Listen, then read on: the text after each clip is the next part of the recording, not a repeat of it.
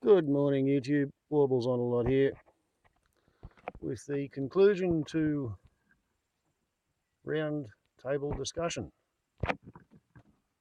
Every day we get high on the exhaust fans of social media because we know what we want to read, and the feed becomes our own feed, and it's kind of addictive to get told how brilliant you are because you happen to be reading something that affirms your own views. Yeah. So boy, we all love that. But there is something else going on here, and if you want to understand why, for example, someone like Trump is now president of the United States, we've had this, and we are having, there is growing incivility because there is a backlash, I believe, after 3 or 4 decades of the left taking control of conversations.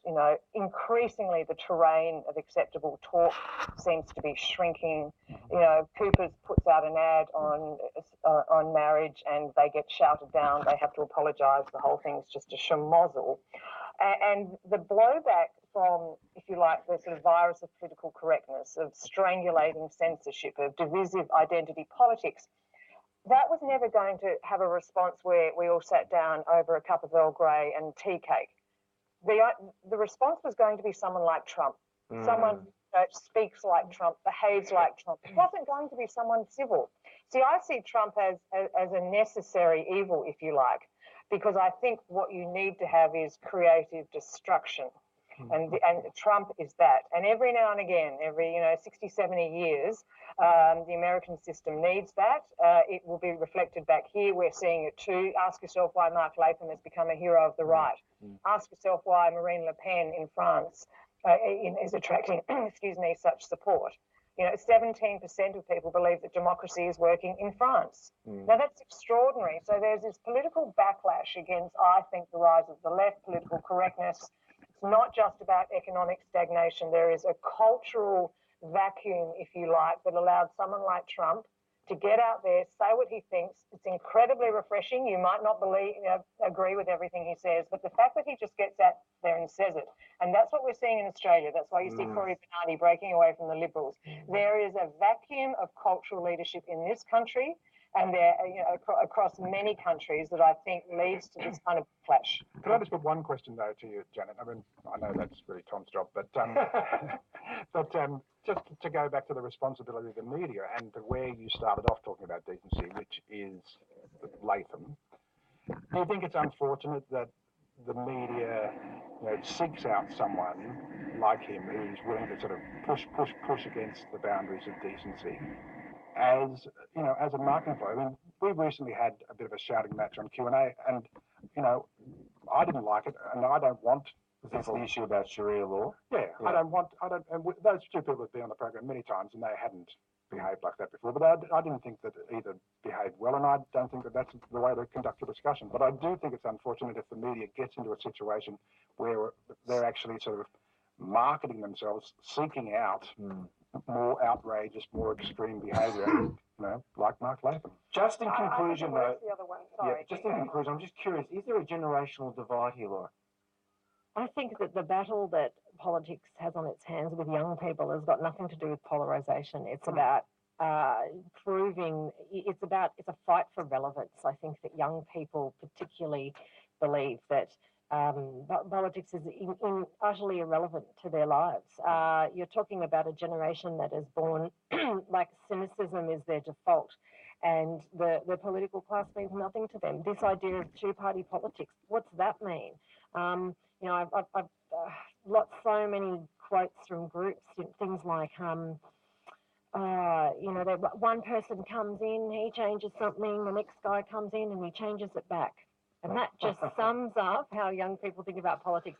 Or the other one, the refrain I hear, is all they care about is themselves.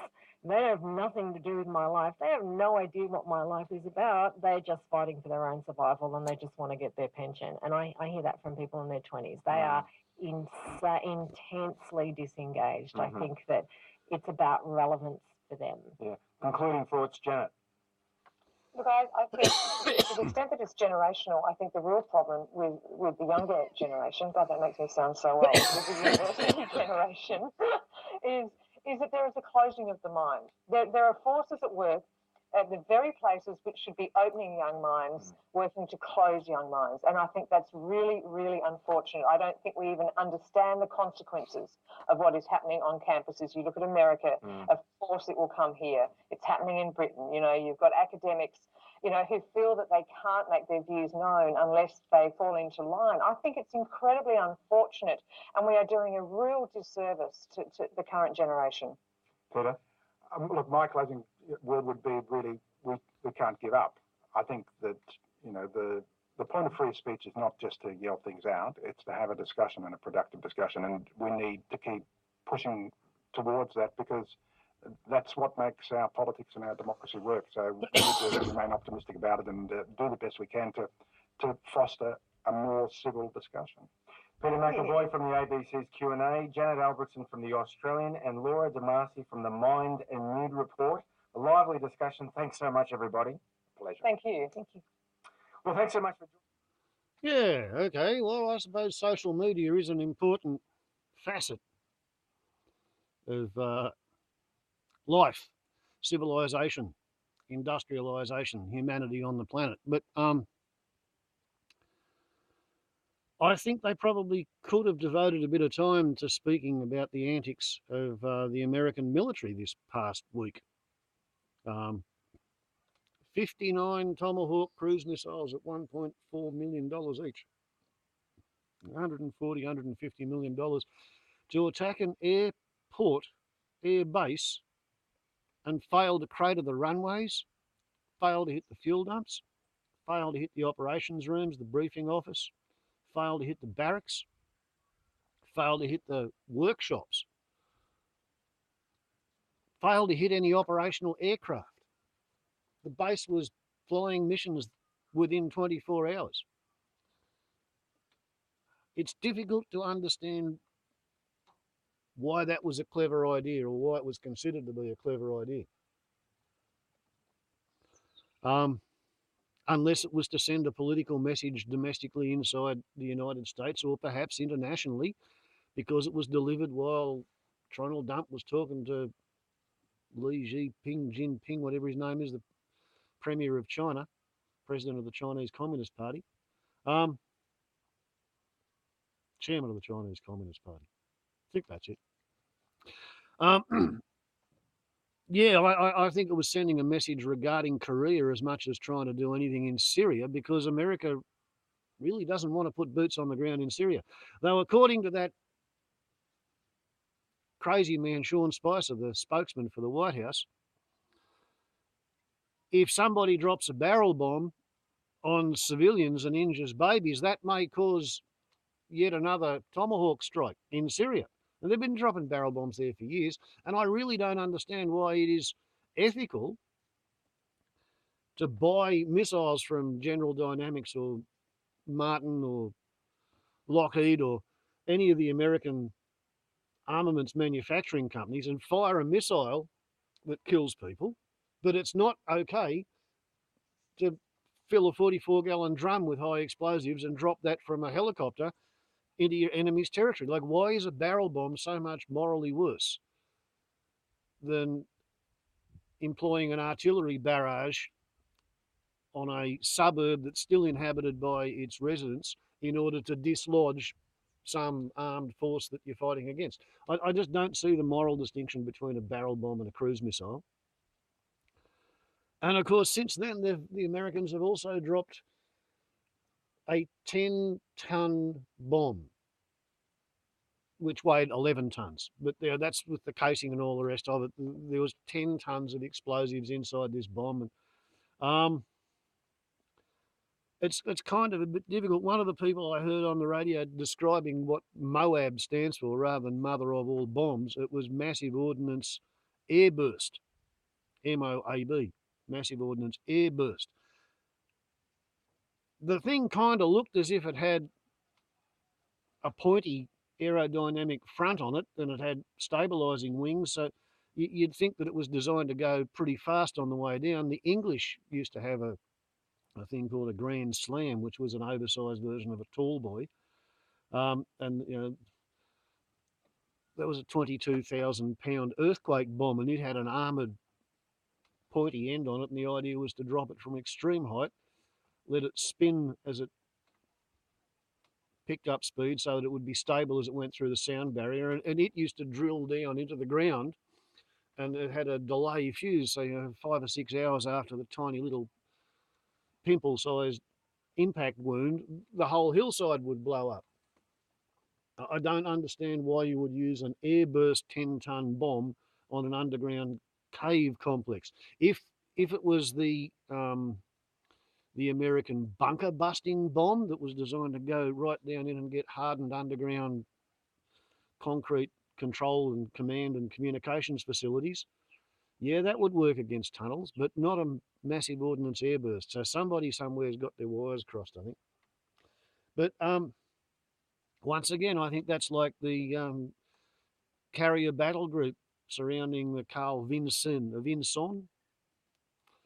which has been dispatched to allegedly frighten the North Koreans into not doing anything with their nuclear test program or their intercontinental ballistic missile program. And I fail to see why America thinks that it is acceptable for them to have had a significant percentage of their nuclear strike capacity stationed in Japan and Guam, with North Korea within strike range since about 1950. Now, it might have been 5%, it might have been 15%, but they've had a significant capacity permanently devoted to covering North Korea since 1950, and now North Korea dares to try and build itself a missile which would carry a bomb as far as America, so that if America does anything to North Korea, they're in a position to at least do some counter value targeting. Counter value targeting is not when you try and hit somebody else's underground missile bunker. That's counter force targeting. Counter value targeting is when you offer to make your retaliation so expensive that your adversary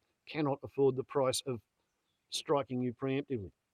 It's what the whole mutual assured destruction concept was about, which is credited with having kept the peace in a nuclear sense since 1945, when the Americans first dropped atomic weapons on civilian targets in order to test the weapon, because the Japanese were on the point of surrender. It's people in glass houses shouldn't throw stones, and I really don't understand the American keenness and eagerness to claim the moral high ground in matters where they are like launching military attacks outside any sanction or authorization from the United Nations. Now, the United Nations didn't tell George W. Bush to invade and occupy Iraq. He couldn't get that through the United Nations. That doesn't mean that the United Nations is dysfunctional. It means that the American view on things is not shared by the majority of the nations of the Security Council, and they have large populations, and they are democratically entitled to an equal vote to the Americans. Right? So, boo-hoo, the Russians have vetoed this, the Chinese have vetoed that, therefore the UN's dysfunctional thus, and because America's entitled to run out there and preemptively strike at anybody who, with the Americans, thinks is capable of striking a blow against America, because America. It's an argument for international bullying based on cowardice, based on fear.